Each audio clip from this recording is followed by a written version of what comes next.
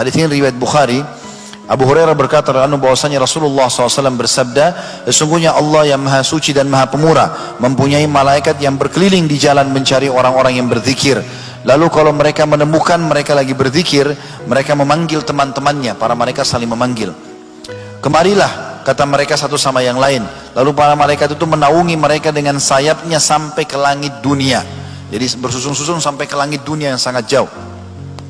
Maka Allah bertanya kepada mereka, padahal dia mengetahui apa yang diucapkan hamba-hambaku yang kalian sedang naungin tuh.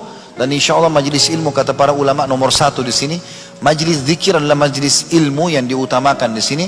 Karena Nabi SAW sering kali membahasakan majlis beliau yang pada saat membahas wahyu adalah majlis zikir kepada Allah SWT. Semua yang mengingat Allah masuk dalamnya. Maka Allah pun bertanya kepada para malaikat yang sedang mendengar atau menaungi para orang-orang yang dinaungi oleh malaikat. Maka tadi di awal saya bilang ikhlaskan niat teman-teman. Ini janji Rasulullah SAW, tidak mungkin salah. Malaikat sedang menaungi kita dan Allah bertanya kepada para malaikat-malaikatnya, apa yang sedang diucapkan hamba-hambaku? Maka para malaikat menjawab, mereka mensucikan, membesarkan, memuji dan mengagungkanmu. Allah bertanya lagi, apakah mereka pernah melihatku? Maka malaikat mengatakan, tidak demi Allah, mereka tidak pernah melihatmu. Allah berfirman lagi, bagaimana seandainya mereka melihatku? Maka para malaikat menjawab, seandainya mereka melihatmu ya Allah, mereka akan lebih banyak beribadah, mengagungkan dan memuliakanmu. Lalu Allah bertanya lagi, apa yang mereka minta? Para malaikat mengatakan, mereka memohon surga kepadamu.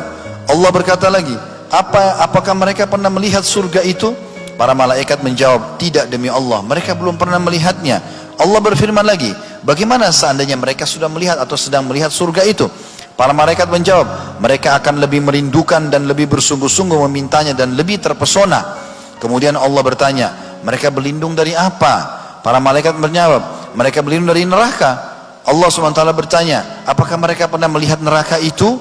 Para malaikat menjawab, tidak demi Allah, mereka belum melihatnya. Allah yang maha suci dan maha pemurah bertanya, bagaimana seandainya mereka melihat neraka itu?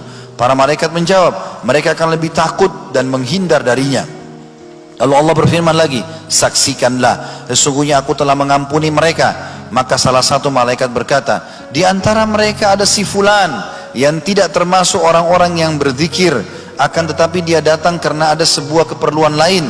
Maka Allah SWT menjawab, mereka adalah sebuah kaum yang mana orang yang duduk bersama mereka tidak akan sengsara.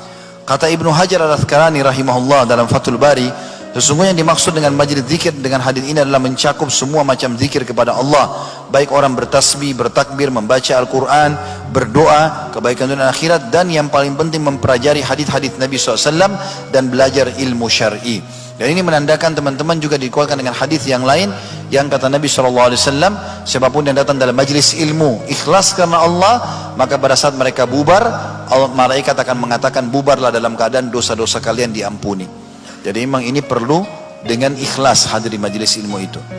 Juga teman-teman sekalian, ada hadis yang lain mulia mengucapkan zikir la ilaha illallah. Kata Nabi SAW dalam hadis yang sahih diriwayatkan oleh Imam Bukhari, man qala la ilaha illallah wahdahu la syarikalah lahul mulku wa lahul hamdu wa huwa ala kulli syai'in qadir fi yaumi mi'ata marra kana lahu idlu ashri riqab wa kutibat mi'atu hasana wa muhiyat anhu mi'atu sayyi'ah wa kanat lahu hirzan minasy syaitani yaumahu dzalika hatta yumsi lam ya'ti ahadun bi afdali mimma ja'a bihi illa rajulun amila aktsara minhu. Artinya, barang siapa yang membaca la ilaha illallah wahdahu la syarikalah, tidak ada Tuhan yang berhak disembah kecuali Allah dan tidak ada sekutu bersamanya, lahul mulku wa lahul hamdu, dia memiliki kerajaan dan puji-pujian, wa huwa ala kulli syai'in qadir, dan dia mampu mengerjakan apa yang dia inginkan, dalam satu harinya 100 kali maka akan dicatatkan baginya pahala membebaskan 10 orang budak, dicatatkan baginya 100 pahala, dihapus darinya 100 dosa, dan akan diberikan perlindungan dari syaitan di harinya itu sampai dia tiba di sore hari. Dan tidak ada orang yang datang hari kiamat mengalahkan pahala dia kecuali orang yang berbuat seperti dia atau lebih. Juga teman-teman, di antara zikir yang mulia subhanallahi wa bihamdi, itu saja kalimat ringan. Ini saya pernah jelaskan, 1 menit bisa kita baca 100 kali subhanallahi wa bihamdi, subhanallahi wa bihamdi. Ini mulia. Hadis sahih riwayat Bukhari, Abu Hurairah berkata radhiyallahu anhu, man qala subhanallahi wa bihamdi mi'ata marra huttat anhu khatayahu wa in kanat mithlu zabadil bahr.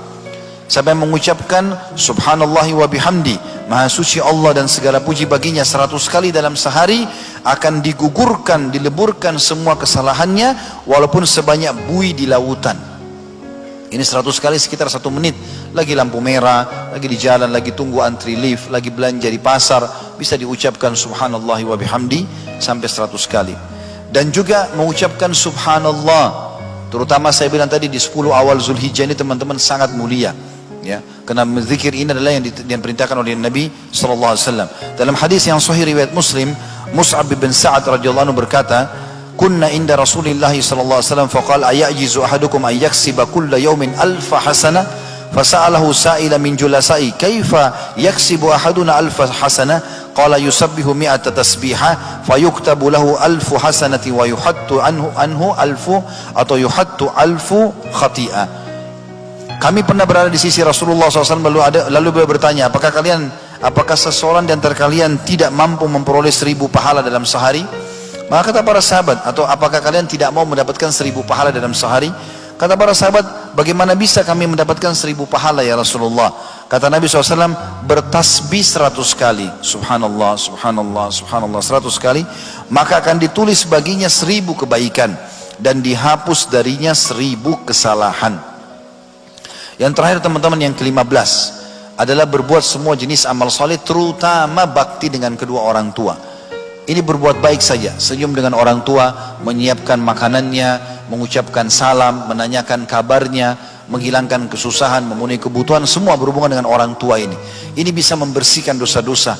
Bahkan sebagian ulama mengatakan di antara hal yang sangat mudah membersihkan sisa dosa besar, bakti dengan orang tua. Dalam sebuah hadis atau riwayat yang sahih dikatakan bahwasanya ada seseorang pernah datang kepada Abdullah bin Umar radhiyallahu anhu lalu berkata, "Saya baru membunuh orang dan saya merasa itu dosa sangat besar karena orang itu tidak bersalah. Saya bertobat kepada Allah. Kira-kira apa langkah yang paling cepat membuat dosa saya dimaafkan?" Maka pertanyaan Abdullah bin Umar, "Apakah kedua orang tua masih hidup?" Kata dia, "Tidak ada lagi. Tidak ada ayah, tidak ada ibu." Lalu dia mengatakan, "Kalau begitu, pergilah dan bertobatlah kepada Allah, kemudian beribadalah sampai ajal datang." Lalu Atha bin Abi Rabah, salah satu perawi hadis ini mengatakan, "Wahai Ibnu Umar, saya ingin bertanya, kenapa anda tanya ibu dan ayahnya?" Kata Abdullah bin Umar, "Saya tidak pernah menemukan penyampaian Nabi SAW yang paling cepat dalam membersihkan dosa dibandingkan dengan bakti kepada kedua orang tua." Telepon, kalau sudah di Makassar sekarang atau di kota-kota besar, orang tua masih hidup ada di kampung, telepon, tanya kabarnya, minta didoakan. Doa para ulama atau doa para orang tua itu sangat makbul.